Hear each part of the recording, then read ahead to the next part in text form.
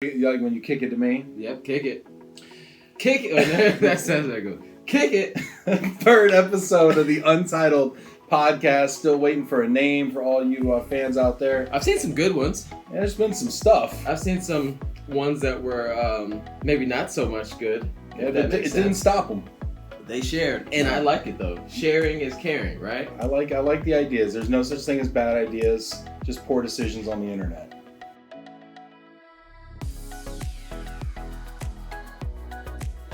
Yeah. Okay. Yep. For sure. So this time, we talked about a few things last time. I think Ben almost cried, may have cried. I think you might have shed a tear. I welled up. Welled is enough for me. My wife would count it. I count it. So there you go. We're the same, I guess, in it's that. A quorum. And we both put up with you. So, but then the next thing we wanted to talk about is conferences, because it is absolutely conference season. It's conference season. Like, I'm excited. It's time to go places. It's time to meet people. I work from home. I get to get out of the basement. I don't know. That's yeah. You gotta put pants on. Yeah. It's gonna be tough for you, man. Yeah, I mean, I can wear pants for 4 days in a row. I think. Conference season is literally my most fun time of the year. It's like Christmas for biz dev people. We get to go all over the country. We get to go to some amazing places. See our friends that we see, once, twice, 3 times a year. Absolutely. Hit that expense account up, hit it hard. I don't hit the expense, I don't do that. No. I try my best to just keep it real light, Is that a new thing, or has that always been your It's policy? always been like that. My boss is probably watching, so I normally go really light, like, water, bread for dinner. Mm-hmm. Nothing extravagant. Bring your own bread to the hotel? Of course, pack it away, because you can travel with bread on the airplane. I didn't know if you know that. Yeah, not liquid bread. No. Not liquid bread. Regular. But regular bread. So what do you have? What do we have coming up? All right, so we got a lot coming up on the docket.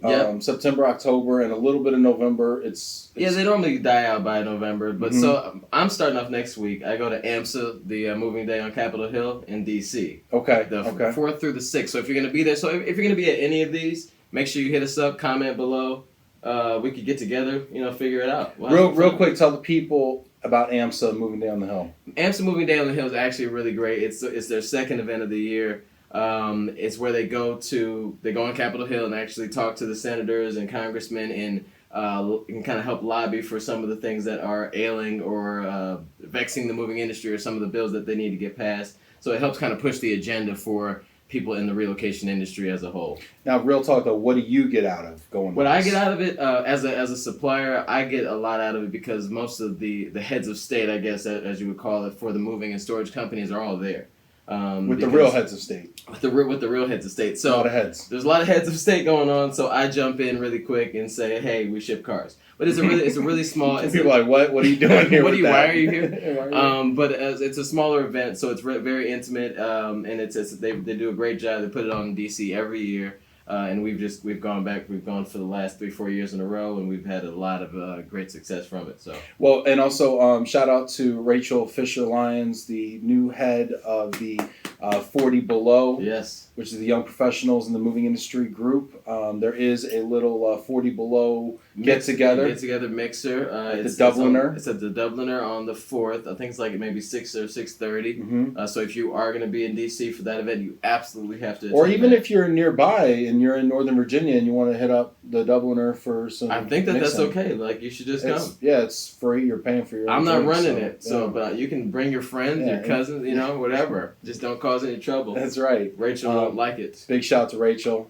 Big fan of our bromance. She declared that publicly. The bromance, and then so AMSA. Okay, so that's cool. And then after that, I'm gonna be at the GLRC. I'm gonna be at that too. Great Lakes Relocation Council Conference. And don't make videos saying Great Lakes Relocation Conference, because you're missing the council, and the council does not like to be missed. Yeah, don't do that. Lies by omission are the most common lies. Yes. Anyway, so GLRC is coming up. I'm on the kind of the planning committee for that. You are on the planning committee. I am. I'm doing charities. Me and Jill Parteka, Helen Miracle is helping us out with that. Jim Hollenbeck, nice. Jeff Abraham. So we're doing that. So if you have any items that you want to donate for the charity silent auction at Great Lakes. What's the charity? It is the empowerment plan. Mm-hmm. Empowerment plan. Okay, real quick. I'm gonna do a plug for the empowerment plan. Go. Empowerment plan is a phenomenal charity here in Detroit. It has about 40 ladies who are transitioning from being single mothers in shelters in Detroit, and they are transitioning through a 2-year program where they learn to be a professional seamstress, building coats and sleeping bags for homeless people in Detroit. So they're transitioning from being homeless themselves. And the empowerment plan, what it did, this is so awesome. What it did was they went to a woman. They said, "Hey, I want to help you. You're homeless. I want to get you a coat." And she's like, "I don't need a coat. I need a job." And that's when like it clicked, like, oh crap, we're addressing like a symptom of the problem. We're not addressing the problem. And the problem is we need to end the cycle of poverty. How do we do that? We get people jobs. We stabilize families. So now you're ending generational poverty, because all these single mothers, they're mothers of children who are also being born into poverty. So how do we stabilize that family? How do we get them into a home? When we get them a job, how do we get them a job? We get them a profession, a craft, right? So it's kind of like addressing the whole cycle. And so they make coats for 6 hours. They also do classes for 2 hours a day. That's awesome. It's a 2-year program. They build about 9,000 coats a year that are sleeping bags. They've shipped them to 50 states in the country. So the coats are sleeping bags. Yeah, and they transform and then they roll up into a pack, and they're super durable. They're really heavy duty. It's dope. That's awesome. Yeah, it's really great. So you're going to meet those ladies at Great Lakes. That seems. So currently we got 33 gifts being donated for our silent auction. Hopefully we get up to 50, maybe 100, who knows. Hopefully we can raise over $10,000 for it. It's really special. So if you're going to Great Lakes, if you're in the area, whatever, even if you're not going, you want to donate something, hit me up, slide in the DMs, throw me a little gift or something. I think that should be the name of our podcast, slide in our DMs. Yeah, Reload DMs. Reload DMs. Anyway, down in the DMs. It's an idea. So only bad decisions on the internet, no bad ideas. So that is September 26th through the 27th. Yep. Next on the docket after that is one of the very good conferences of the year. Dude, the first time we met each other was at IM. This is like our anniversary. Speaking of bromance, this is hardcore stuff, right? International Association of Movers, IAM, their annual conference. It's considered a conference? International Expo? Yeah. IAM Expo. But it's huge. It's 2,000 plus people typically. They're like 40 something countries represented all over the world. Insane. It's the biggest melting pot of the relocation industry. It's amazing. I mean, the experience there. I mean, going to some of the Americas conferences is much different. It's kind of sectioned off. But for IAM, everything is just mixed into one. Everybody's exchanging cards. People are there to do business. Everybody is trying to do business with everybody else, so it's a very friendly, warm, welcoming atmosphere. If you're in the moving industry, I highly recommend it. It's a very progressive association. It's very good. Anyway, so it's also if you do any international work at all, even if you don't, if you possibly support the international or do military, U.S. domestic military, it's huge on that too, because they're also influencing policy. And for anybody that knows anything about the moving industry right now, the military is currently into a RFP for a sole source provider for military moving. Military moving is about household goods. That's right, for domestic and international household goods, not personal vehicles. They already did that. And they went sole source. Yeah. And now they're issuing another RFP. I think it's October, for sole source provider for the DoD's household goods program. It's a $3 billion program. That's billions with a B. Yeah. They are the largest customer of moving in the world. Who's next? I think Cardis is next, actually. And then I think Brookfield and Servin and so on and so forth. Makes sense. But I don't really know that for a fact. It was just me guessing, saying stuff. Anyway, but anyway, it's a big deal. So there's a lot of hubbub around that. Yeah. So anyway, if you're on the fence or you don't know anything about it or you do know a lot about it, either way, you probably need to go to that. Tommy, are you going? So I'm gonna. So what happened? So it's a game time decision. It's in Chicago. It's very close to where we are. I haven't been able to commit to it yet. We do have some other things going on. Okay. So it's one of those things. I'm hurt inside. Yeah. What did you last year? I will cry. Friday. I didn't go for I am. You were like in the Bahamas or something, weren't you? I think I was. Oh yeah, I was on vacation. I know where you took your wife last year in October, and you don't. No, I mean. Anyway, I was crying. He was in the Bahamas. This year, I'm probably gonna be crying. You're gonna be there. So neither one of us is registered yet. Game time decision. I have a feeling you're gonna see at least one of us there. Probably both. And then right after that, I mean, because that's on the 3rd through 6th of October. Right after in Chicago. In Chicago. Right after that, in another awesome town, Boston, is ERC, Global Workforce Symposium. Yep. The 16th through the 18th? Yep, that's right. I'm getting in the 15th because there's some parties and shindiggery going on the evening before. So I'm going to be in for that. Oh, yeah. I think I'll be on the 14th, actually. Always one up. You just got to one up you know? And then so that's in Boston, and normally, typically, the Cardis and the BGRS forum kind of bookend that deal. I was going to say straddle, and then I think the night, the 15th, I'm going to be at that Lexicon event for their suppliers. Yep, and then Crown normally has an event somewhere in there as well. Ayers usually does an appreciation event as well. Altair. So I mean, so there's gonna be a lot going on in Boston. If you, for the most part, I'm sure most of you already know if you're going or not. So let us know if you're gonna be there. We'd love to hook up, have some fun. Yeah, I'll say this though, there might be some mobility people out there who aren't going this year, and they should. They really should. I think it's gonna be phenomenal. I mean. There's some people that are like, I don't know about ERC. Yeah. Like I've been, hitting it. I've not really been feeling like I've been getting a lot out of it lately. Honestly, I think it's the wrong approach. I'm just gonna be straight up and share my opinion because it's my podcast. I do whatever I want. Yeah. And you gotta listen to me. Oh yeah, go ahead. Yeah. Sure. And so no, I'll be honest. ERC has done so much for me in my career. I tell people this all the time. Because I feel like I'm cheating you if I'm not really telling you what I really believe. Right. It's done so much for my career. It's boosted me in so many ways. That's probably one of the reasons why I am where I am now. The people are phenomenal. I think if you go there with an open mind and you gotta drop your click. Because what'll happen is a lot of people will go to these places, and we'll get to this later when we start talking about do's and don'ts at conferences. I want to get to these do's and don'ts. They're real. But you got to drop your click. Because if you go there with the people you've always gone with, you're going to leave with the experiences you've always had. Marinate. All right, let's drop that gem. We're going to bring that right back up. All right. And let's put so next after ERC, we've got Atlas Convention. You're not going to that probably because of the building. Man, listen, I've been once. They throw a great party. They throw an amazing party. So this one is it's going to be in California. I think it's going to be in Palm Desert. It's the 30th through the 1st. So it's gonna be through Halloween. So they did last year. It was through Halloween last year. So people dressed up. Oh really? Someone went dressed up as Eazy-E. Who would that have been? Not gonna say who it was. And I looked pretty fly. I'm just saying for a black guy. Yeah. And then right after that, actually before that, you're going to Grable, right?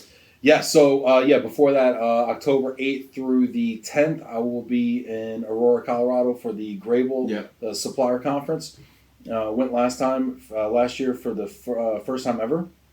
Had a great time. It was a good event. Yeah, it was a good event. It was a really good event. It was very heavy on data, focusing on data integrity, how to use data. A lot of hands-on workshops, which I really like. Okay. I think there's a lot of times you go to these types of things that people just like, here are our scores for our network. They just talk at you. They just dump on you and do this here, better, do that, do this. We got to get better packing, whatever. And here they say they take the data and then they unpack it and then they break into working groups and they talk about, okay, how do we root cause this? How do we dig into build those skills to exactly take home? Okay. And then let's come up with real solutions in this room, bring those up, workshop those again as a room full of experts, and then take those away. No, that makes it worth it. You get to network, but then also you get to learn and walk away with some actionable items, right? Right. That's awesome. And then, last but not least, I was trying not to smile. I like all the other events. Like everything we just said, they're all great. Okay, all right. But in November, 12th through the 15th, Puerto Rico. He said Puerto Rico. If you couldn't hear him, it is ARC Relocation. They're dropping their first. Transforming perspectives is that's their tagline, and it's a pretty dope tagline. I'm not gonna get too crazy about it. The tagline is dope. The invitation's doper. Have you seen my T-shirt? I got a T-shirt. You got a T-shirt? I got a T-shirt that says "Transforming Perspectives" on it. I'll show you a picture. Bill, I look great in it. Where's the gear? Where's the swag, Bill? He does. I'll take not, a hat. He doesn't Fitted. deserve it. He doesn't deserve it. But so 12th through the 15th, it's going to be in Puerto Rico. I've seen the agenda. It is an amazing agenda. There's some very fun things going on, but then there's also a bunch of workshops. And I'm just interested to see, because everyone's going to want to go. Mm-hmm. ARC is growing they're growing every year, so I know there's going to be a ton of moving and storage companies there and a lot of suppliers. Mm-hmm. So I think it's just going to be a nice vibe. I do like when you get to kind of go away, hit a beach or something like that, and it does change. It transforms your perspective a little bit. It transforms my perspective about the moving change the industry. Forecast a little bit. I like it. Got to change the weather every now and then. Wear some linen shorts. You know what I'm saying? Boat shoes. So some boat shoes. I still got my Sperry's from Boston, but I can't wait for that. And but let's just jump right into this. I'm bringing my wife to that, by the way. So yeah. So okay, boom, right here. Faux pas number one. Faux pas. Don't bring your wife. Don't bring your wife. Don't bring your wife. And listen, guys, don't jump to conclusions. It's not like that. Oh, right. It's just that when you bring your spouse to these things, you bring like the ultimate click. Like you clicked up from jump. Like, because I know that there's a lot of people like a lot of people in the Atlas convention. They'll bring their wives because it is more of a laid back feel. And if you are near a beach, something like that, like in Puerto Rico, it is probably a good one to bring because you kind of kill two birds with one stone. But as long as your wife or your significant other, whoever, is okay with just doing their own thing, during the day. But they never are okay with it. Well, okay, and then you're gonna feel Purple Don's wife. He'll bring her to a conference and you'll never see her. I never have seen her. I don't think I've ever met her. She's been at many conferences. She just does her whole thing. And then they hop back on the plane and they go, No, okay. Well, so I did this in DC a few years ago for ERC. Yeah. My wife and my That's not a good one. My newborn son. I know it was awful. That's the worst terrible, one to do. I'm like DC? Yeah, I have so much to do. She walked to the zoo, whatever, it was great. But my point is, I found myself trying to carve out time to have lunch with her. Not even because I felt guilty and I really legitimately I wanted to have lunch with her. You want to enjoy your family. Yeah. I miss my kid, whatever. It's kind of a vacation a little bit at that point. And so then lunch turns into kind of an afternoon, and then I'm missing a session, and then I'm like, am I giving 100%? That's tough. Right now, and I'm, You never want to put yourself where you feel guilty about doing your job or feeling guilty about being with your family. So, yeah. I mean, I would probably bring my wife as well to Puerto Rico. Mm-hmm. But, I mean, it is, you don't get to go to a conference in Puerto Rico very often unless Bill does this every year. And then, then we could just make this a thing. Yeah, we could but, do so I'm probably going to bring mine as well. But if you have a choice, don't bring yours. Yes. But so here's some of the let's we talked about last week wanted to do do's and don'ts of conferences. Yes. Okay, I got one for you. I'm going to ask you a question right now, okay? Because I think this is one of these things where we might diverge a little bit. Okay. So I'm going to purposely not. How many meetings do you set before you go? Let's use ERC, right? Yeah. How many meetings do you set before you go to the conference? Over under 3? Over under 3? For a 3-4 day conference, I'm trying to do 5, maybe 6 at the most. Meetings? Yeah.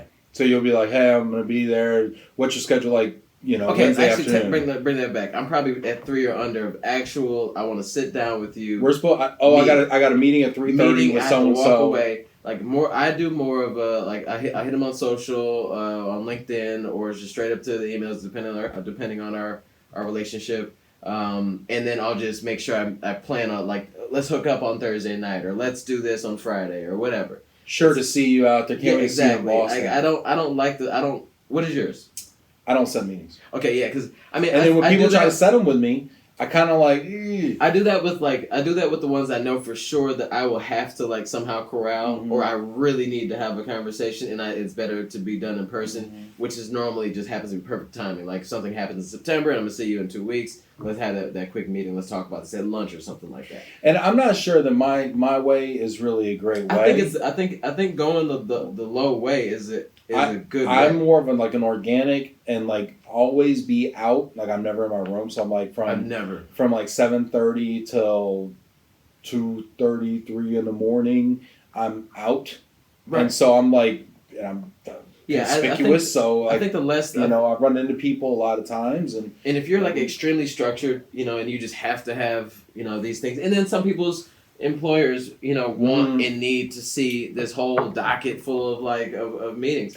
And I think that they should push back on that. Well, I think that's specific to the person, right? Because if you have a junior person, right, it's their first conference and they don't really know anybody, and you want them to accomplish certain objectives. I think if you have somebody who can't walk down the hallway without getting stopped 5 times by people that they know, then you want to give more leeway because you want to have those interactions. Because I know some people that go and they'll rent a suite.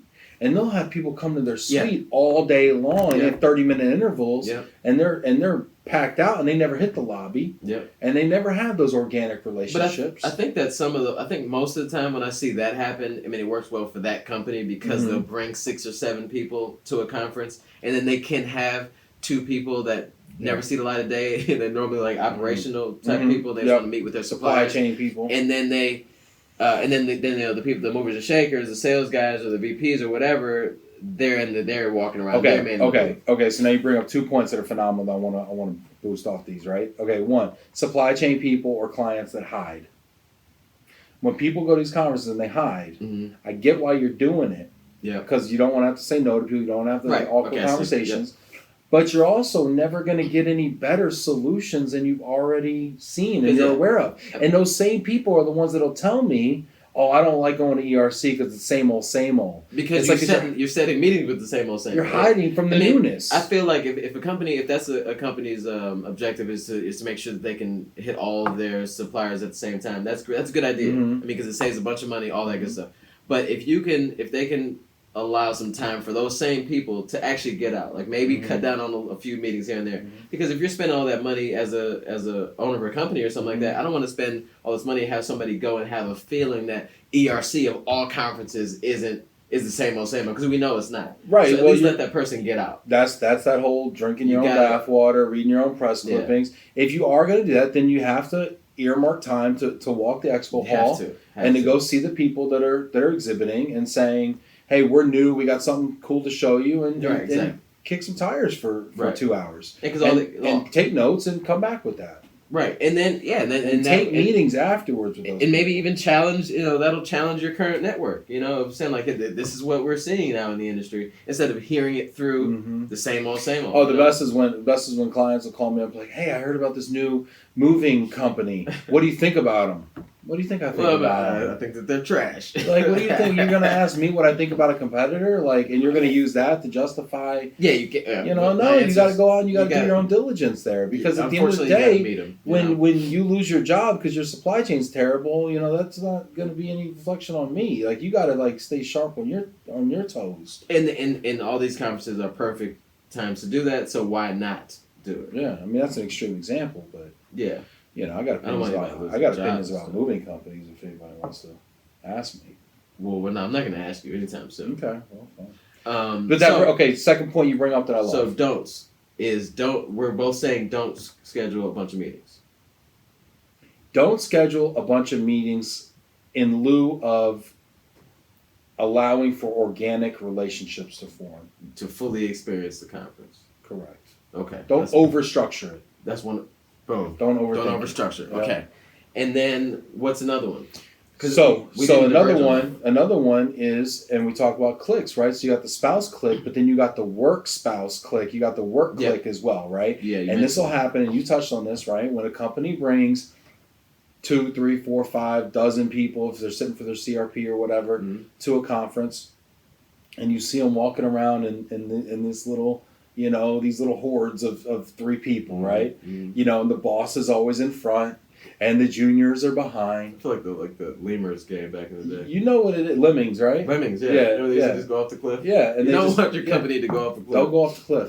No, you got to spread out. And honestly, shame on the boss. I'm gonna call. I mean, if you're the boss in this scenario, I'm not talking to anybody specifically, but if you're the boss, you need to say, "Go, hey y'all, we got to break up." Yeah. Okay, we're gonna you go to the expo hall. You hit these sessions you want to hit. You go have these meetings with your supply chain or whatever. Yeah. Let's regroup for lunch. Yeah. And then download all the information. Talk about it a little bit.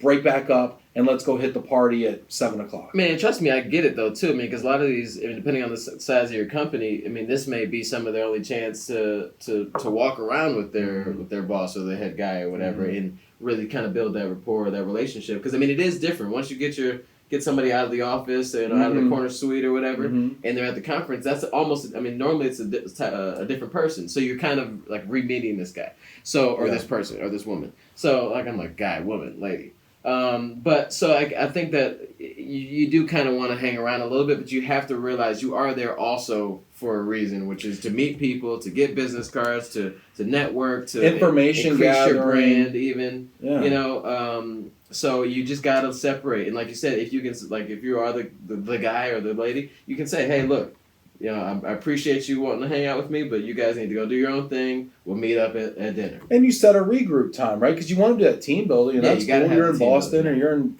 Puerto Rico, wherever you are, and you want to meet back Puerto up. Rico, I'm going to be so far away from my boss, it's going to be ridiculous.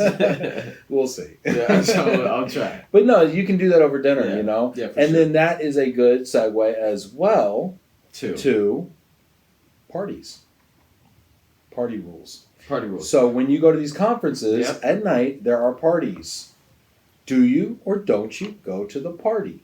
You go to the party. Oh, hell yeah, you go to the party. I mean, okay, so I've been going to conferences for what, like 10 years or something like that. And so I've had a roller coaster ride of like conference party experience or partying experience. And I think no matter what, you go to the party. Always whether you're drinking or not, you go to the party. You go to the party. You didn't come there to go. I'm so against like hitting the bed at like 9:00 or 10:00 unless, and I mean if you're on stage the next day. I mean you have responsibilities. If you're on stage, if you have like these severe before responsibilities, noon, you have a pass. You got to pass if it's before 10.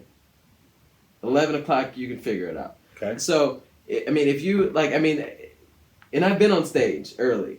And I stay. I mean, maybe just don't go as hard as you might have if you weren't going to be on stage. Be a professional. But you got to be out there. I mean, because a lot of these, you know, passing through the conference hall, you do meet a lot of people. You exchange all that blah blah blah. It's real like, it gets kind of mundane a little bit. But once you get outside and go and have some real fun with people, that's when you build some real relationships. I didn't like Ben until we hung out. You know, like just being in the conference thing is normally just sales talk back and forth, blah blah, who did what. But then once you get out and about and you bump into the wrong person and your friends hold you back, I ain't gonna go there. That was IM in DC. That was IM DC. That was our anniversary 6 years ago. So let's not go there. But yeah, go to the party. Go to the party. Network, and that's where I've made all of my real long-standing friendships in this business is after hours. Yes. You know, and when people say like, "Oh, the presidents of such and such aren't there," they are. It's false. Because they are. Yeah. You just don't know who they are. They may not remember it either, but they were there. Yeah. So definitely go. You got to do it. Spend that. You know, I don't know. Get some sleep before you go to the conference. You got to be at the party. Got to be at the party. Flat out. If you're not there, then you're in your room by yourself. Yeah. Which is. Yeah. So that's a good segue, I think, into. I just wanted to real quick though, like all right. some of the dues. One of the dues I think we should talk about is the pregame to the conference. So we both don't do the meetings very much, but now like when I first started going, social media wasn't really a big thing like that. So now that social media is the thing, what do you do pre-game to the conference? Like, how do you get ready? What's the do for that? I don't do enough. So what's the That's do? my do. I don't do enough. Is the do like you make a video or make an announcement? This right here is key, right? So we're letting people know where we're at when we're going to be there, right? That's key. You gotta let people know. LinkedIn is a perfect place to let people know I'm gonna be here. Let's hang out. In a perfect world, I look at the list of the people that are going to be there. I reach out to the people. I say, hey, I'm going to see you there. Can't wait. You know, give them the old kind of thing. Yep. You know, and I probably ought to do more in terms of that, but I don't. Sometimes I'll put a little post out on LinkedIn saying, hey, check me out at booth 912. And I think that's very. I mean, and I think Yeah. 5 years ago that was an email, Mm-hmm. email blast. Hey, check us out, booth 502. And I don't know that many people. Some people probably looked at it, but I never really got my bang for my buck for that. I don't think. But nowadays, I think if you post on LinkedIn and say, "Hey, I'm really excited to be in Boston. Can't wait to meet you, see you, blah blah." We're at booth whatever. I think that goes a very long way these days because you get some conversation. People are excited as well. I think that's one of the major do's is post it or share the fact that you're going somewhere. Yeah. Don't just pop up. You're not like this. You're not Dave Chappelle. You can't just do a pop up show. Yeah, I think going back to the I'm gonna go back to the party thing for a second because if you're not a super big party person, right, and that's not your thing, right? A lot of these places, a lot of these conferences nowadays will also offer what I call like an alternative scene, right? Mm-hmm. And that scene might be a charitable truck pull, like at AMSA. Mm-hmm. ERC does a boot camp, in the morning, right? I think Julius Miliani hosts that. I know John Zilka goes to that. I know the YP40s, Heidi goes to that. Yep, I'll be there. Michelle Velasquez, etc. He's like, yeah, I go there. Yeah, and I keep naming other people, and he's like, yeah, no, I'll be there. So, so that's a cool scene you can check out. I know Plus Relocation does a charity event during theirs where, you might be stuffing socks for homeless teenagers in San Diego or building quilts for, battered women's shelters or whatever. I've done all those. I find those to be really rewarding. I know AMC used to do a prayer breakfast thing. I know there's been some talk, actually, people at ERC, want to get back into that kind of a thing. I remember you used to do that. Yeah, so, I mean, I think there's another scene out there as well. Right, so not just hit the parties, but hit all the extracurricular activities. Yeah, find your scene. And don't just do the let's talk about that too. So segue back into that. So do you hit all this? Do you hit a bunch of sessions?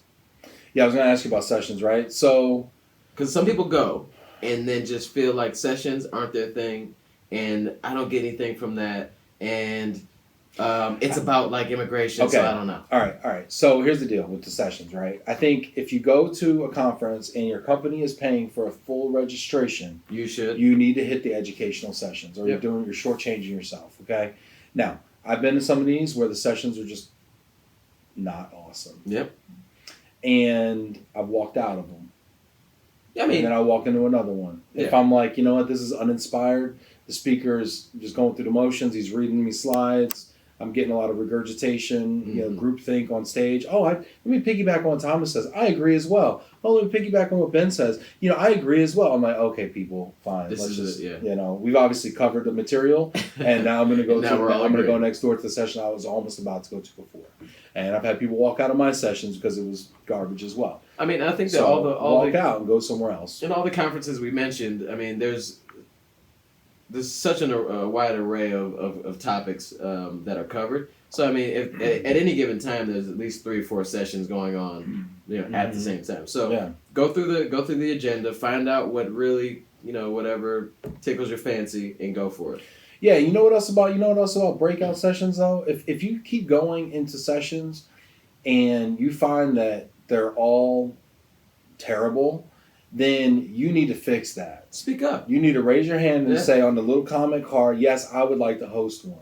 And I wouldn't even be so passive to say I would like to host one. I would take it upon myself to reach out to, Heidi at ERC or Stephanie at AMSA or, whoever organizes it and be like, I'm really passionate about X topic. I feel like it's an underutilized topic. We need to focus on this, and I have this great idea. And you know what? They may not say yes year one. And you know what? Don't write that association off because they didn't say yes to you year one. Yeah. Show up again next year and refine your topic and try it again. Because what I get sick and tired of is people telling me that the content or the program is not up to snuff, but then they're sitting on the sidelines and they're not doing anything about it. Not willing to say, to step up and make a change. Yeah, like raise the bar. Be the change you want to see. Yeah, exactly. So I think that's key too. I think with these conferences, the number one rule, in my opinion, that applies across all, the golden rule of conferences, is you get out what you put in, right? So if you're present at the conference for 10 hours, you're going to get that out of it. Right. If you're present at the conference for 16 hours, because I tend to be present from like 8 a.m. to 2, 3 in the morning, then you're gonna get that out of it, you know. So preparation, very important. Follow up, which we haven't talked about, we can talk about next, important. But what you do while you're there and the amount of sheer hours, I think it is a volume quantity play of being out there in the mix. If you do a great pregame, you know, and then you get to the conference and you've vanished. You're not there. You're not in the breakout sessions. You're not kind of mingling. You're just kind of you're hermit crab, and you're just in your spot or you're with your clique. No one saw you. Well, that's the trap. That's the trap, right? Then you do all this. Hey, let's have a meeting at 10:30 a.m. on Friday. Let's have a meeting at 11 o'clock on Friday. Let's have a meeting at 11:15. Oh, you know, I did my 3 meetings today. Right. I'm gonna go sit in my room, or I'm gonna go walk down and go see, you know, Boston's Little Italy or whatever. And you know what I mean? And that's a trap. You know, that's a trap move. So I feel like that's also why I don't pre-schedule. Yeah, and I think that. I mean, there's so many people that will do that thing where they fall back and do their emails. I mean, I know that it's all during the week. We have emails that we have to cover. You need to do. I had to do a better job at writing my out of office, making people understand the time zone I'm in. Making sure I'm out of office. I will not be able to check my email. Here is the other person in my organization that can help. If it's just dire, whatever. Like you gotta set don't just put like I'm out of office and let it fly. You gotta make sure people understand where you are, what you're doing, so that for the most part in this industry, if I email Ben and I really need him and I see he's at ERC and he says it in his thing, I understand he's not gonna be able to get back to me for at least a few more hours. And you have to talk to your boss and say, listen, you're gonna fork over $3,000 in travel expense and registration for me to go to this conference to check emails. To go read my emails there? I mean, why don't you just give me a work from home day? Right. Like, I mean, come on, people. Like, have that conversation with your boss and say, here's the deal. I'm going to go there. Here's my part of the deal is I'm going to immerse myself in this conference. I'm going to be present. I'm going to go to sessions. I'm going to write a little follow-up report. Right. I like to do those as well. A little download for the people that couldn't be there. Mm-hmm. I even do some live emails from the sessions. If I hear some nuggets. Yeah, I've seen you, and let's get into that too. Yeah. You know, when you're we talked about hitting all the sessions, but that's obviously in a way being interactive. But I've seen you, and I kind of I'm like, dang, I should have thought about that. You're very interactive at the conference, not just with the people that are in the room because you want to be there talking to people in the breakout session with you, but then you're also posting, wow, this is an amazing session I'm in right now.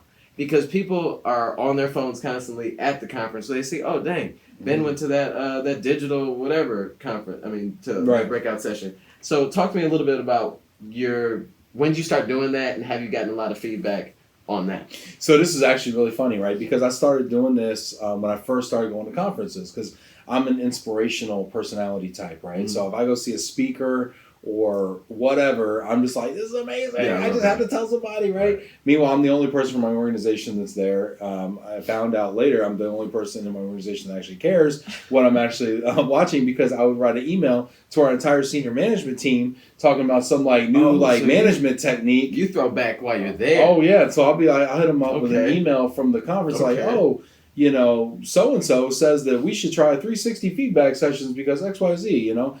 And then my boss replies back, you know, solo, like, don't send this stuff to the CEO.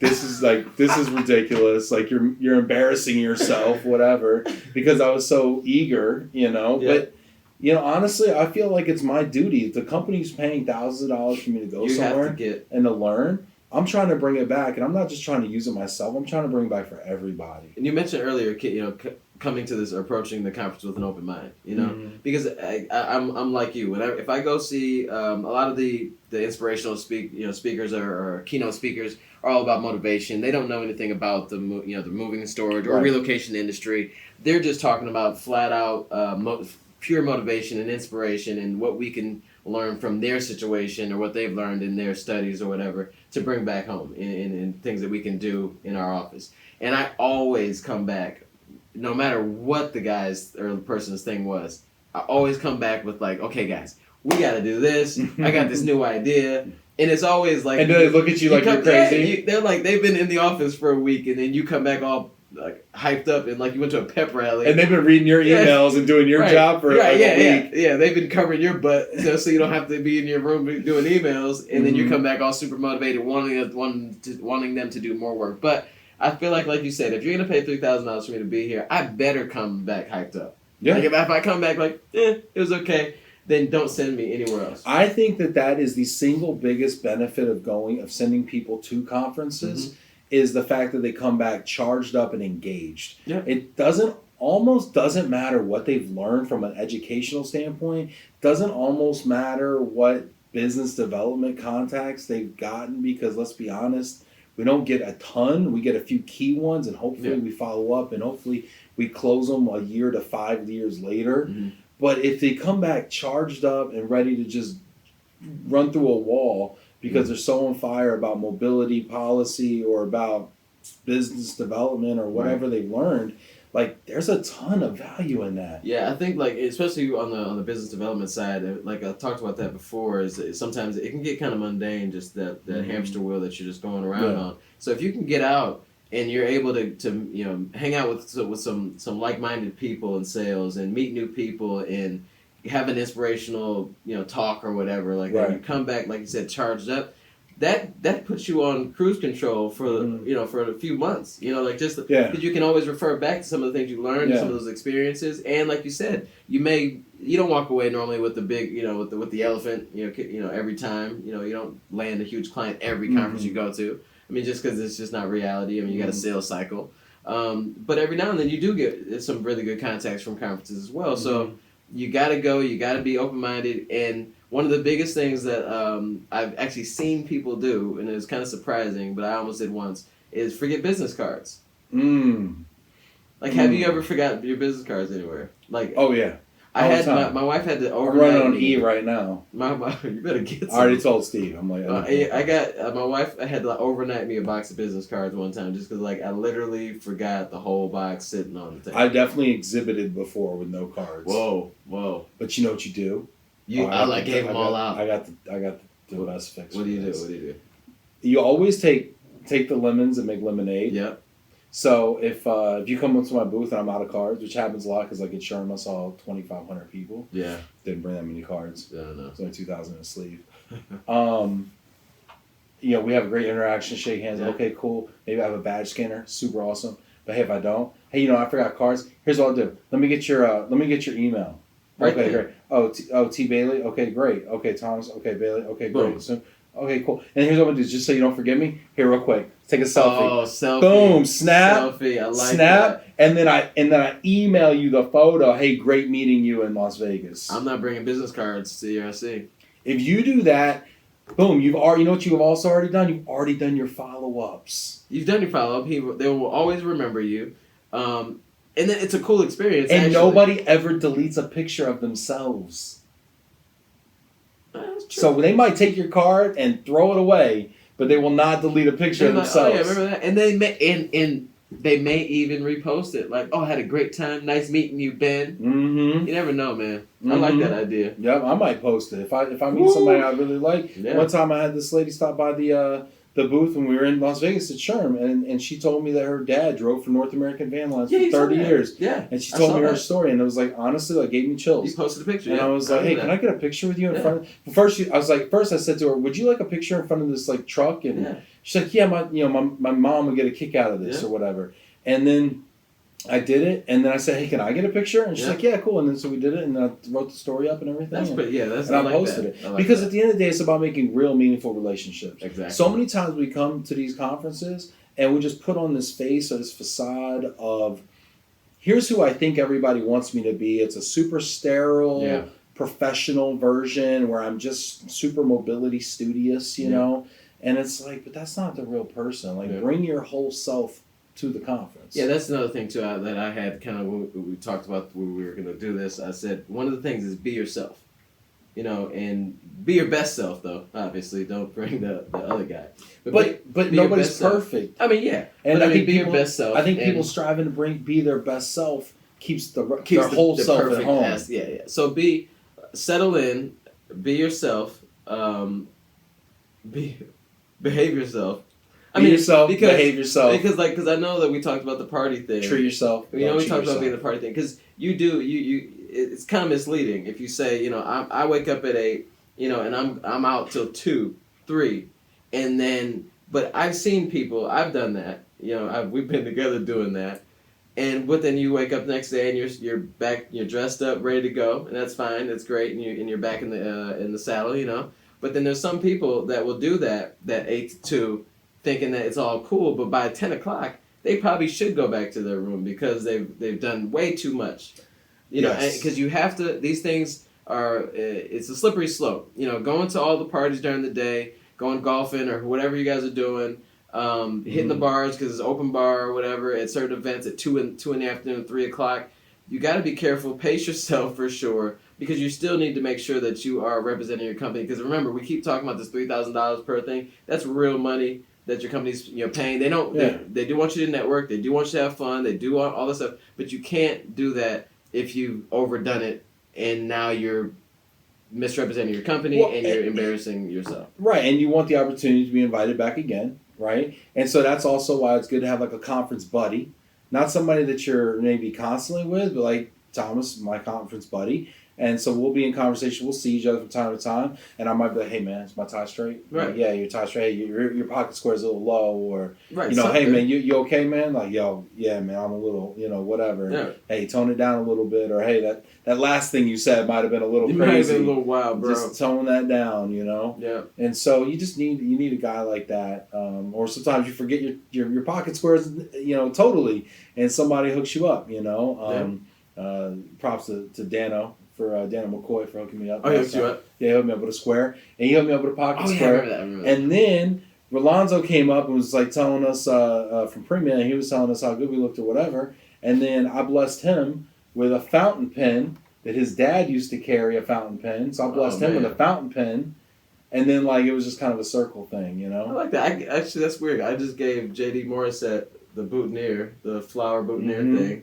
And then when he passed the gavel over to Bill Paxton, he gave him that on stage, which is pretty cool. Like I'm like my boutonnieres passed through all that, But so just get people that you're cool with that will kind of tell you the truth of where you are. Right. But just make sure. I mean, all these we have fun and we're always out there. We're out till 2 or 3 in the morning. And just to let you know, I don't drink at all. And I used to, but I just haven't had a drink at a conference in quite a long time, and I'm still out till 2 or 3 in the morning. So that's just because you don't drink doesn't mean you just have to go tuck away. You can still have fun, still network with the best of them, still be sharp, and then ready to go in the morning. I actually did the last ERC without drinking. It was a different experience. Did you like it?